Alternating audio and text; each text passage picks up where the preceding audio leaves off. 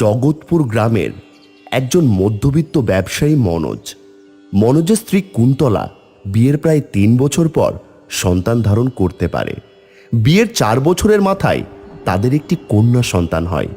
সেই কন্যা সন্তানের নাম রাখা হয় রুমি। রুমির বয়স এখন ৫ বছর। তবে মনোজ এবং তার মা আশা করেছিল যে কুন্তলা একটা পুত্র সন্তানের জন্ম দেবে, কিন্তু সেটা হয়নি বলে রুমির প্রতিও ভালোবাসা তাদের নেই বললেই চলে। এখন কুন্তলা আবারও অন্তঃসত্ত্বা। হ্যাঁ গো বৌমা, বলছি ডাক্তারবাবু কি বললেন? সব ঠিকঠাক তো? হ্যাঁ মা, সব ঠিক আছে, শুধু বললেন বিশ্রাম নিতে আর সাবধানে চলাফেরা করতে। সে বিশ্রাম নাও, ঠিক আছে, কিন্তু নাতি আমার চাই। আবার যদি মেয়ে হয়েছে তাহলে তোমার কপালে দুঃখ আছে বৌমা। কিন্তু মা, ছেলে হবে না মেয়ে হবে সেটা তো আমার হাতে নেই। অত শত আমি জানি না। আমার বংশ রক্ষার জন্য একটা বংশের প্রদীপ চাই, আর এটাই আমার শেষ কথা। মা, ও মা, ঠাম্মির কি হয়েছে? কেমন যেন রেগে আছে বলে মনে হলো। আচ্ছা মা, আমি কি খুব খারাপ? ঠাম্মি আমাকে কখনো ভালোবাসে না কেন? না মা, তুই একটুও খারাপ না। আসলে ঠাম্মির বয়স হয়েছে তো, তাই একটু রেগে থাকে। আরে, রান্না বান্না হয়েছে? আগে না, একটু বাকি আছে। আপনি এখন খাবেন? সে খাচ্ছি একটু পরে। তার আগে তুমি ঘরে এসো, তোমার সাথে কথা আছে। বলুন, কি বলবেন? একটা কথা স্পষ্ট করে বলার জন্যই তোমাকে এখানে ডাকলাম। এবার যেভাবেই হোক আমার একটা ছেলে দরকার। ব্যবসা, সম্পত্তি সবকিছুর একটা হকদার লাগবে। কিন্তু আমার হাতে যে কিছুই নেই। ডাক্তারবাবুও বললেন যে সন্তান ভগবানের দান। ভগবানের নাম করে দায় এড়িও না, পরিষ্কার বলে দিচ্ছি। এবারও যদি মেয়ে হয় তাহলে কোথায় থাকবে সেই জায়গা নিজেই খুঁজে নিও, কারণ এই বাড়িতে তোমার আর জায়গা হবে না। বলছিলাম, রান্না বসিয়ে মহারানী গেলেন কোথায়? রান্নাগুলো সব পুড়িয়ে ঝামা না করলে হচ্ছে না বুঝি? মা, আমি ভেতরে এক্ষুনি আসছি। কুন্তলা তাড়াতাড়ি করে বেরিয়ে রান্নাঘরে গেল আর রান্নাটা নামালো। তারপর রান্নাঘর থেকে বেরিয়ে উঠোনে বসেছিল। মা, তোমার কি হয়েছে? কিচ্ছু না মা, তুমি যাও, খেলা করো। কুন্তলা দিন কাটছিল একটা চাপা ভয় আর দুশ্চিন্তা নিয়ে। এইভাবে অবশেষে সেই দিন এলো। এক ঝড় জলের সন্ধ্যায় কুন্তলার হঠাৎ প্রসব ব্যথা ওঠে। সেদিন মনোজ ব্যবসার কাজে পাশের গ্রামে গিয়েছিল, তাই আশেপাশের লোকেরা মিলে দাইমাকে ডেকে আনলো। ঘরের ভেতর যন্ত্রণায় ছটফট করছে কুন্তলা। শাশুড়ি বারবার উঠোনে পায়চারি করছে। ভেতরে চিৎকার চেঁচামেচি। কিছুক্ষণ পরেই শিশুর কান্নার শব্দ ভেসে আসে। কি গো দাইমা, আগে বলো, আমার নাতি হয়েছে তো? ঘরের ভেতর থেকে দাই দরজা ঠেলে হুড়মুড় করে বেরিয়ে আসে। তার মুখ ভয়ে সাদা, হাতে কিছুই নেই। কি হলো গো, তুমি এমন খালি হাতে বেরিয়ে এলে কেন? আমার বৌমার ছেলে হয়েছে তো, নাকি এবারও সেই মেয়ে? হ্যাঁ গো হ্যাঁ, ছেলে তো হয়েছে, কিন্তু কিন্তু ও মানুষ নয় গো। ও মানুষ হতে পারেই না। নিশ্চয়ই কোনো পাপের ফল। আমি এমন বাচ্চা আগে কখনো চোখে দেখিনি। মাথা ভর্তি লম্বা লম্বা চুল, সারা গা ভর্তি লোম, আর এই মুখটাও যেন স্বাভাবিক নয় গো। মা গো, আমি নিজের অজান্তেই কি পাপ করলাম কে জানে মা। একথা বলেই দায় ভয়ে এদিক ওদিক না তাকিয়ে দৌড়ে বেরিয়ে যায় উঠোন থেকে। শাশুড়ি প্রথমে হতবাক হয়ে দাঁড়িয়ে রইলেন। কিছুক্ষণ দ্বিধায় থেকে তারপর ঘরের ভিতর ঢুকলেন। ভিতরে কুন্তলা বিছানায় শুয়ে কাতর, পাশে কাপড়ে মোড়ানো সদ্যজাত শিশুটি নড়ছে। শিশুটিকে দেখে শাশুড়ি চমকে ওঠে। এ কি, এ কেমন ছেলে জন্ম দিয়েছো তুমি? এ তো মনে হচ্ছে কোনো অপদেবতা। মুখের গড়ন দেখেই কি রকম যেন মনে হচ্ছে মানুষ না কোনো পশু। মা, এমন বলবেন না মা। যেমনই হোক, সে যে আমার সন্তান। আপনার নাতি মা। নাতি? বংশের প্রদীপ হিসেবে একটা নাতি চেয়েছিলাম, সেখানে তুই কিনা এই পাপ ঘরে এনে তুললি। অপয়া, প্রথমে একটা মেয়ের জন্ম দিলি, তারপর কিনা এমন একটা পিশাচকে গর্ভে ধারণ করলি। এ নিশ্চয়ই তোরই কোনো পাপের ফল। আমার কোনো দোষ নেই মা, বিশ্বাস করুন, স্বয়ং নারায়ণ ওকে এমন রূপেই জন্ম দিয়েছেন। আপনারা ওকে এইভাবেই গ্রহণ করে নিন মা। এইসব কথা শুনে কুন্তলার বুকের ভেতর এক বিশাল ঝড় বইতে শুরু করে। নিজের সন্তানের দিকে তাকিয়ে তার চোখ জলে ভরে ওঠে। হে নারায়ণ, আমার সন্তানদের রক্ষা করো প্রভু। পরদিন সকালে মনোজ ব্যবসার কাজ ছেড়ে বাড়ি ফিরে এলো। ছেলে হয়েছে নাকি মেয়ে সেটা বলো আগে। এই বলে মনোজ মুখ শক্ত করে ভেতরে ঢোকে। কুন্তলা বিছানায় কাতর, কোলে কাপড়ে জড়ানো নবজাতক শিশুটির মুখ চুলে ঢাকা, অদ্ভুত গড়ন। এ কি, এ মানুষ নাকি অন্য কোনো প্রাণী? না না না না, এ আমার ছেলে নয়। আমার বাড়িতে কোনো অপদেবতার জন্ম হয়েছে। একে বিদায় করতে হবে যত তাড়াতাড়ি সম্ভব। এরকম কথা বলো না, ও যে নেহাতি বাচ্চা, আর এইতে যে ওর কোনো দোষ নেই। তুমি একবার ভেবে দেখো, ও যে তোমার আর আমার সন্তানই। দয়া করে ওকে গ্রহণ করে নাও। চুপ! এই পাপকে সন্তান বলে গ্রহণ করার কোনো প্রশ্নই আসে না। না থাকবে এই বাড়িতে ও, আর না থাকবে তুমি। এক্ষুনি বাড়ি থেকে বেরিয়ে যাও, বেরো বাড়ি থেকে। মনোজ দরজা ঠেলে কুন্তলাকে প্রায় টেনে বাইরে আনতে যায়। না, এমন করো না, দয়া করো। আমি কোথায় যাব? আমি কোথায় যাব বলো? আমার যে কোথাও যাওয়ার জায়গা নেই গো। সদ্য জন্মানো ওইটুকুনি বাচ্চাকে কোথায় রাখবো বলো তুমি? একটু দয়া করো আমাকে। অনেক অনুনয় বিনয়ে কুন্তলা কোনো রকমে ওই বাড়িতে থাকার অনুমতি পেল। কয়েকটা দিন কেটে গেল। এরপর উঠোনে একদিন কুন্তলা দেখল এক অচেনা মেয়ে ঘরে ঢুকেছে। গয়নাগাটি পরা, চোখ নামানো, একেবারে বিয়ের সাজে সে ঘরে ঢুকেছে। আর তার পাশে মনোজ। এটা কি? তুমি সঙ্গে করে এটা কাকে নিয়ে এসেছো? কি হলো? চুপ করে আছো কেন? কিছু বলো। এটা আমার নতুন বউ, আর তোমার সতীন। তুমি আমাকে ছেলে দিতে পারোনি, তাই আমি নতুন বিয়ে করে ওকে এনেছি এই বাড়িতে। মানে তুমি কিনা শেষে আবার বিয়ে করলে? হ্যাঁ, বংশের প্রদীপ চাই। তুমি সেটা দিতে পারোনি, তাই আমি যা করলাম সংসারের জন্যই করলাম। কুন্তলার বুকের ভেতরটা হাহাকার করে উঠল, কিন্তু প্রতিবাদ করার শক্তি ছিল না। সে চুপ করে নিজের ভাগ্য মেনে নিল। কুন্তলা তার ছেলের নাম রাখল হরি। নাম শোনার পরেই নতুন ঝড় উঠল ঘরে। মা, আসলে এই নামটা আমি রাখলাম স্বয়ং ঈশ্বরের উপরে ভরসা রেখে। চুপ, একদম চুপ। এখনো বলছি, সময় আছে। ওই অভিশপ্ত বাচ্চাকে নিয়ে বেশি বাড়াবাড়ি করো না। দিন কাটতে লাগলো। একদিন খবর এলো মনোজের দ্বিতীয় স্ত্রী গর্ভবতী। কুন্তলা চুপচাপ সব মেনে নিল। কয়েক মাস পরে সেই স্ত্রী এক পুত্র সন্তানের জন্ম দিল। আহা, অবশেষে আমাদের বংশের প্রদীপ এসেছে। এখন বাড়িতে একটু শান্তি ফিরল। আমার কিন্তু এবার আপনাদের কাছে একটা আবদার আছে। বলো বলো, আজকে তোমার সব আবদার মানা হবে।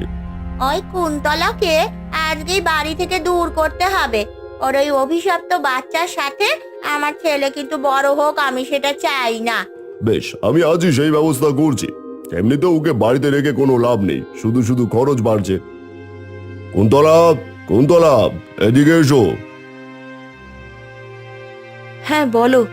তুমি এক্ষুনি তোমার সমস্ত জামা কাপড় গুছিয়ে নিয়ে তোমার ছেলে মেয়েকে নিয়ে এই বাড়ি থেকে বিদায় হও। আমার সংসারে তোমার আর কোনো জায়গা হবে না। এইসব তুমি কি বলছো?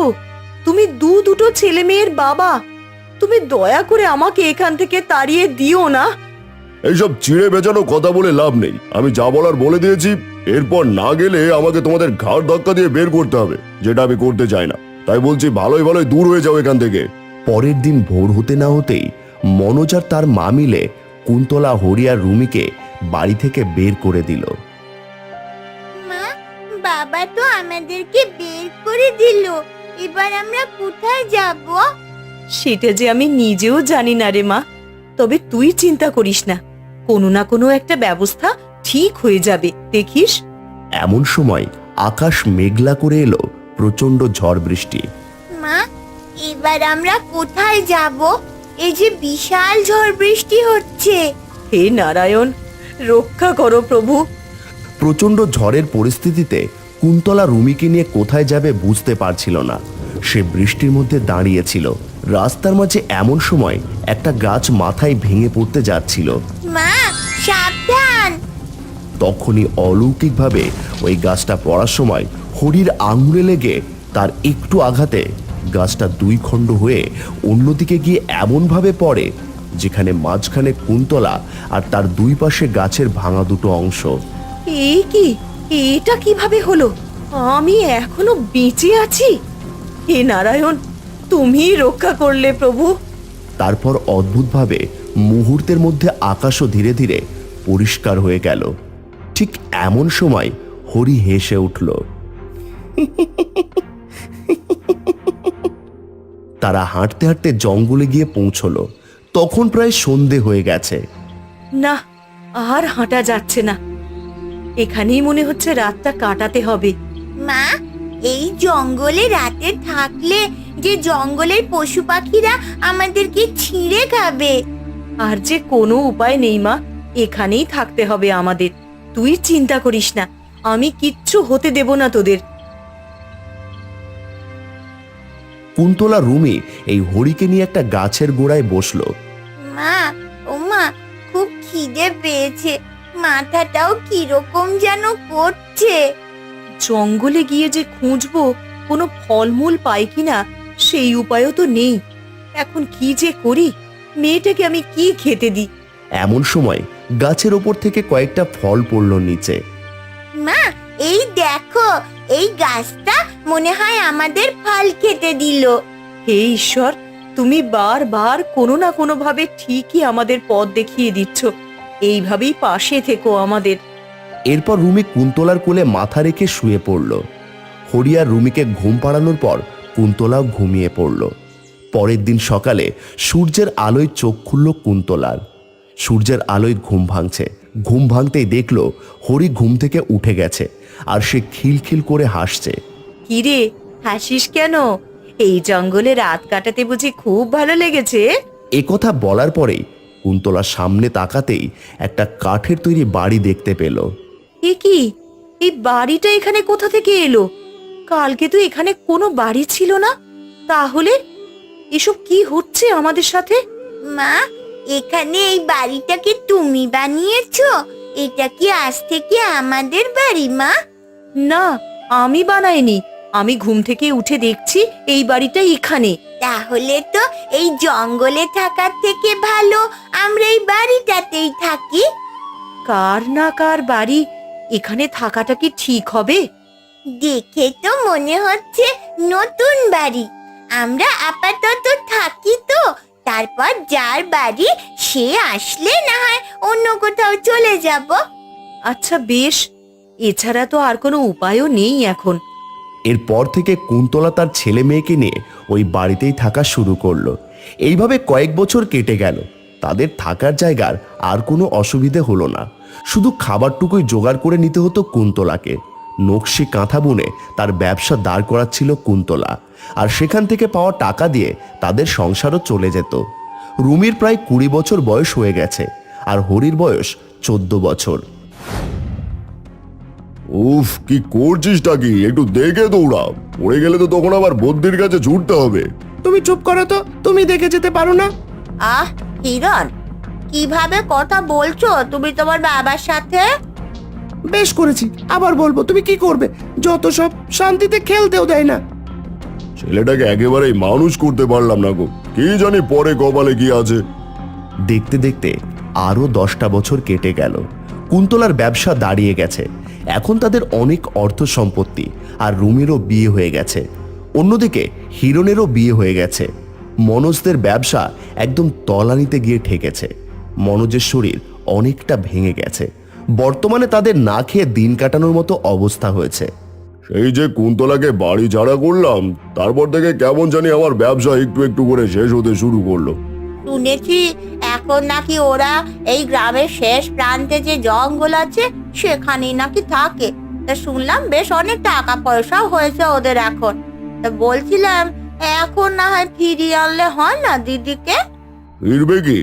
আহা, চেষ্টা করে দেখো না, দিদির তো আবার দয়ার শরীর, যদি দয়া হয় তোমাকে দেখে।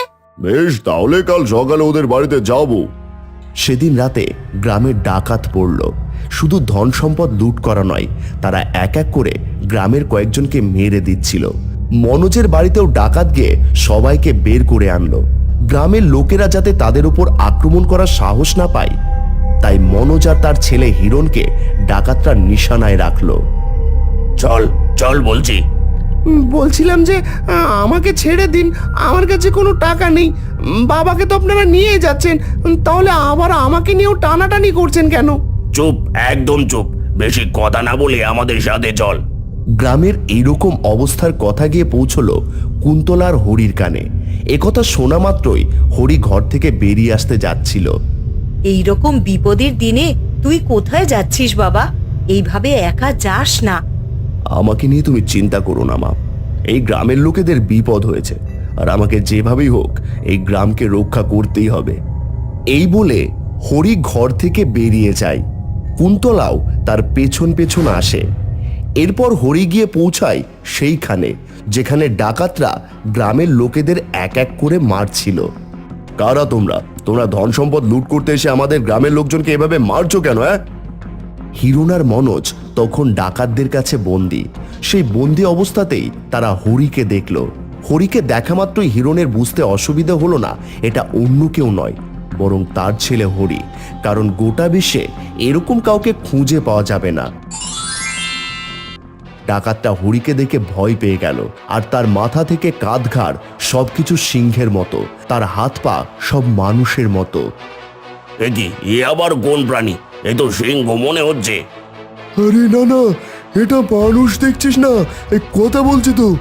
এখন এসব ভয় পেলে হবে না, আমরা আমাদের যে উদ্দেশ্য নিয়ে এসেছি সেই উদ্দেশ্য পূরণ করতে হবে।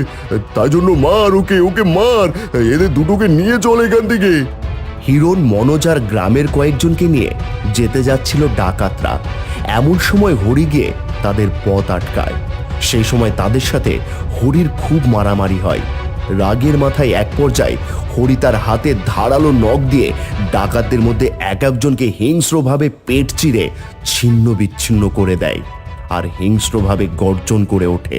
তার আকৃতি আরো বড় হতে থাকে। হরির এ কি ভয়ানক রূপ! শত্রুদের ধ্বংস করার জন্য কিনা এই রূপ ধারণ করলো।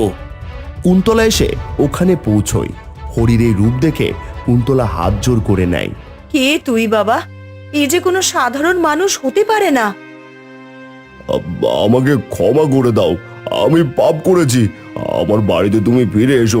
তুমি চলে যাওয়ার পর আমার বাড়ি শ্রীহীন হয়ে গেছে, দয়া করে ফিরে এসো। মনোজ তারপর কুন্তলার কাছে গিয়ে, আমি আর ওই বাড়িতে ফিরতে পারবো না, আমাকে মাফ করো, তবে তোমরা ভালো থেকো। আমি সেই কামনাই করে যাব আজীবন।